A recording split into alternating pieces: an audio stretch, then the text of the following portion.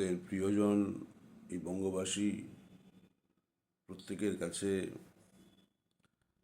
আমাদের আজকে গভীর চিন্তার বিষয় এটা যে ভারতবর্ষের মধ্যে পশ্চিমবাংলা এমন একটি রাজ্য আমরা বাস করি, হিন্দু মুসলমান অন্যান্য জাতি উপজাতি সকলকে নিয়ে আমরা পশ্চিমবাংলায় দীর্ঘদিন ধরে এক শান্তির পরিবেশ নিয়ে বসবাস করছি এবং এটা আমাদের ঐতিহ্য, আমাদের নবজাগরণের ঐতিহ্য। এই পশ্চিমবাংলায় জন্মগ্রহণ করেছেন রামমোহন রায়, জন্মগ্রহণ করেছেন বিদ্যাসাগর, জন্মগ্রহণ করেছেন বিবেকানন্দ, জন্মগ্রহণ করেছেন রবীন্দ্রনাথ ঠাকুর থেকে শুরু করে অসংখ্য দেশপ্রেমিক স্বাধীনতা সংগ্রামী যারা রক্ত দিয়েছেন, প্রাণ দিয়েছেন এই পশ্চিমবাংলার বুকে ভারতবর্ষকে স্বাধীন করার জন্য, যা ইতিহাসের পাতায় লিপিবদ্ধ রয়েছে। এই পশ্চিমবাংলাকে নিয়ে আমরা গর্ব অনুভব করি। স্বাধীনতার পরবর্তী সময়ে বহু ঘাত প্রতিঘাতের মধ্য দিয়ে 30 বছর ধরে জাতীয় কংগ্রেসের সরকার এবং তারপর 34 বছর বামফ্রন্টের সরকার অতিবাহিত হয়েছে। অতীতের ঘটনার মধ্য দিয়ে আমরা যেতে চাই না। আমরা যেটা অনুভব করছি যে পশ্চিমবাংলা তিল তিল করে গড়ে উঠেছে হিন্দু মুসলমান সংস্কৃতির ঐক্যবদ্ধ এক স্বরূপ, এবং আমরা লক্ষ্য করেছি যে পশ্চিমবাংলার এই ঐতিহ্যে কখনো ফাটল ধরাতে পারেনি। কিন্তু আমরা লজ্জায় মাথা আমাদের হেঁট হয়ে যাচ্ছে আমাদের এই বাংলার, যে এই বাংলাতেও এক কঠিন সাম্প্রদায়িক পরিবেশ তৈরি করা হয়েছে 10-11 বছরে।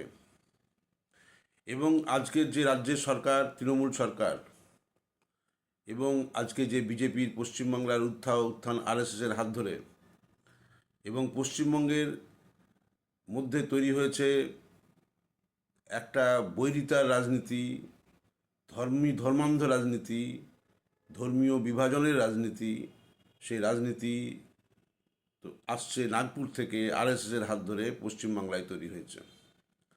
মানুষ বুঝতে পারছেন যে পশ্চিমবাংলা, অতীতের পশ্চিমবাংলা আর বর্তমানের পশ্চিমবাংলার মধ্যে আকাশ পাতাল তফাৎ।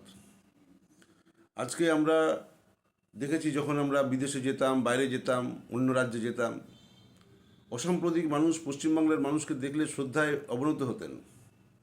আমরা বলতাম পশ্চিমবাংলা বিহার নয়, উত্তরপ্রদেশ নয়, পশ্চিমবাংলা মহারাষ্ট্র নয়, যখন তখন সেখান থেকে গুজরাট নয় যে সেখানে আগুন লাগিয়ে দেওয়া যাবে। বাবরি মসজিদ ধ্বংসের পর থেকে, আদবানি রথযাত্রার পর থেকে আমরা অনেক ঝড়ঝঞ্ঝার মধ্যে দিয়ে পশ্চিমবাংলাকে সাম্প্রদায়িকতার গরল থেকে রক্ষা করতে পেরেছি। এবং এটা সম্ভব হয়েছে এই কারণে যে সে সময় যে পশ্চিমবাংলার সরকারের উপস্থিত ছিলেন সেটা হচ্ছে জ্যোতিবাবু, ছিলেন বুদ্ধদেব ভট্টাচার্য, এবং অসংখ্য অসাম্প্রদায়িক মানুষ যাদের দিকে কেউ একটা আঙুল তুলতে পারত না যে তারা দুর্নীতিগ্রস্ত অথবা তারা সাম্প্রদায়িক। এবং কোনো মন্ত্রী এবং কোনো নেতাদের কোনো পূজা পার্বণে তাকে উদ্বোধন করতে, খুঁটি পুজো থেকে শুরু করে দুর্গাপূজায় চক্ষুদান, কার্নিভাল, এই সময় অংশগ্রহণ করতে হয়নি।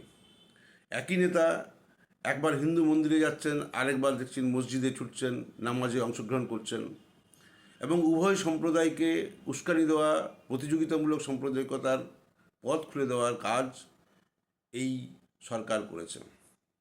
স্বাভাবিক কারণেই একটা সাম্প্রদায়িকতার উত্থান ঘটলে আরেকটা সাম্প্রদায়িকতা উৎসাহিত হয়। হিন্দু সাম্প্রদায়িকতার উত্থান, হিন্দুত্ববাদী শক্তির উত্থানের মধ্য দিয়ে সারা জিগির যে তোলা হয়েছে, মুসলিম ফোবিয়া তৈরি করে দেওয়া হয়েছে। সেই মুসলিম ফোবিয়ার হাত ধরে মুসলিমদের মধ্যেও আমাদের পশ্চিমবাংলাতে একটা মুসলিম সাম্প্রদায়িকতা, সেইটাও জন্মগ্রহণ করেছে, শুধু না সেটাও পল্লবিত হয়েছে। স্বাভাবিকভাবেই হিন্দু এবং মুসলিম সাম্প্রদায়িকতার এই আস্ফালনে আমাদের পশ্চিমবাংলার যে গৌরব রবীন্দ্রনাথ তৈরি করতে পেরেছিলেন। যখন বঙ্গভঙ্গ আন্দোলন হয় তিনি রাস্তায় নেমে পড়েছিলেন গান সঙ্গীত নিয়ে, বাংলার মাটি, বাংলার জল, বাংলার বায়ু, বাংলার ফল, সেই গান আমরা শুনেছি। এবং তিনি সেই গান গাইতে গাইতে মসজিদে প্রবেশ করে মৌলানাদের হাতে রাখি বন্ধন করেছিলেন, সেই ইতিহাস আমরা জানি। এই দীর্ঘ ইতিহাসের পথ ফেলে আমাদের ফাটল ধরিয়ে দিয়েছে, আমাদের এই সাম্প্রদায়িক পরিবেশকে বিষাক্ত করে তুলেছে এবং সাম্প্রদায়িক যে একটা এমন জায়গায় পৌঁছে দিয়েছে আমাদের পিছনের দিকে তাকানোর জায়গা নেই, পেছনের দিকে তাকানোর জায়গা নেই। স্বাভাবিক কারণেই আজকে ধুলিয়ানে, মুর্শিদাবাদে দেখলেন, মালদায় দেখলেন, কালকে হয়তো অন্য জায়গায় দেখবেন। একটা সাম্প্রদায়িকতার পরিবেশ পশ্চিমবাংলাকে গ্রাস করেছে, পশ্চিমবাংলার মানুষকে, পশ্চিমবাংলার সম্পত্তিকে, সম্পদ যেগুলো জনশক্তি, পশ্চিমবাংলার যুবক, তাদের বিষাক্ত করে তুলেছে। এবং পশ্চিমবাংলা একসময় গর্বিত হতো বিদেশে দেশে যে তারা অসাম্প্রদায়িক শুধু না, তারা দুর্নীতিমুক্ত একটা পরিবেশ তৈরি ছিল। আমরা লক্ষ্য করলাম পশ্চিমবাংলা এখন দুর্নীতির সঙ্গে সাংযোজ্যপূর্ণ হয়ে গিয়েছে এবং দুর্নীতির থাবা এমন জায়গায় পৌঁছেছে, মন্ত্রীরা জেলে যাচ্ছেন, মুখ্যমন্ত্রীর দিকে অঙ্গুলি নির্দেশ করা যাচ্ছে এবং দেখা যাচ্ছে যে সেখানে মন্ত্রীরা জেলে যাচ্ছেন শুধু না, হাজার হাজার কোটি টাকা ছেলেদের চাকরির নামে নানাভাবে নারদা সারদা অসংখ্য দুর্নীতির জাল বিস্তার করে একদম ছেয়ে গেছে আমাদের এই পশ্চিমবাংলা। অন্যান্য দেশে, অন্যান্য রাজ্যে যারা ছেলেমেয়েরা তারা বলেন যে পশ্চিমবাংলাকে দেখলে মানুষ হাসাহাসি করে। এই পরিবেশ তৈরি হয়েছে পশ্চিমবাংলার ঐতিহ্য, অসাম্প্রদায়িক ঐতিহ্য, পশ্চিমবাংলার শিক্ষা দীক্ষায় সারা শ্রেষ্ঠ ছিল তখন বামফ্রন্টেরা বলে, সর্বক্ষেত্রে আমরা মলিন একটা পরিবেশ তৈরি হয়েছে। সুতরাং আগামী দিনে আজকে আমাদের সমস্ত বাঙালি হিসেবে হিন্দু মুসলমান ঐক্যবদ্ধ যারা অসাম্প্রদায়িক মানুষ, চেতনাসম্পন্ন মানুষ, শিক্ষিত মানুষ, তাদের বিবেক বলে বিষয় এখনো রয়েছে, তাদের ভাবা দরকার, আজকে পরিস্থিতিকে বিশ্লেষণ করা দরকার। এমনি পশ্চিমবাংলাকে রক্ষা করার প্রশ্ন হিসেবে দাঁড়িয়েছে আমাদের সামনে। পশ্চিমবাংলার বিবেককে জাগ্রত হওয়ার দিন আজকে এসেছে। একটি দাঙ্গা তো এমনি ঘটে না, দাঙ্গার পরিবেশ তৈরি করতে হয়। যেমন কোথাও অগ্নিসংযোগ বললেই করা যায় না, তার জন্য দেশলাই লাগে, তার জন্যে জ্বালানি লাগে, তার জন্য দাহ্য বস্তু লাগে, সেইরকম পরিবেশ তৈরি করতে হয়। সেই পরিবেশ পশ্চিমবাংলায় তৈরি করতে পেরেছে আরএসএস এবং আজকে আমাদের ক্ষমতাসীন রাজ্য সরকারের প্রতিনিধিরা। স্বাভাবিক কারণে এই পরিবেশ থেকে মুক্ত করার জন্য আজকে আমাদের পদক্ষেপ গ্রহণ করা দরকার, চেতনা পদক্ষেপ গ্রহণ করা দরকার। একটা দাঙ্গার পরিবেশ মানে গণতন্ত্রকে নষ্ট করে, স্বাভাবিক পরিবেশকে নষ্ট করে, আতঙ্কের পরিবেশ তৈরি করে। সবচেয়ে বড় বিপদ হচ্ছে এই দাঙ্গার পরিবেশ, এই সাম্প্রদায়িক পরিবেশ।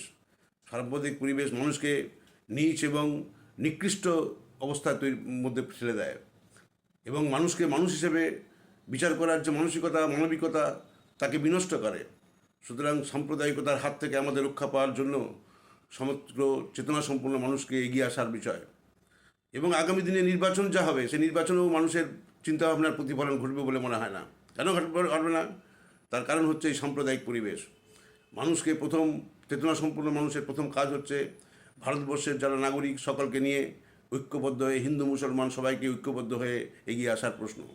তাই আজকে যুব সমাজ, আজকে ছাত্র সমাজ, আজকের এই সমস্ত মানুষ যারা খেটে খান, শ্রমজীবী মানুষ যারা নিজেরা ঐক্যবদ্ধ হওয়ার চেষ্টা করছেন, প্রত্যেকের কাছে আবেদন করব যে বামপন্থার মধ্য দিয়ে যে আমাদের পশ্চিমবাংলার ঐতিহ্যকে আমরা রক্ষা করতে পেরেছিলাম, সেই ঐতিহ্যকে আমাদের বামপন্থাকে রক্ষা করেই করতে হবে এবং চেতনাসম্পন্ন মানুষকে এগিয়ে এসে এই সমস্ত অসাম্প্রদায়িক শক্তিকে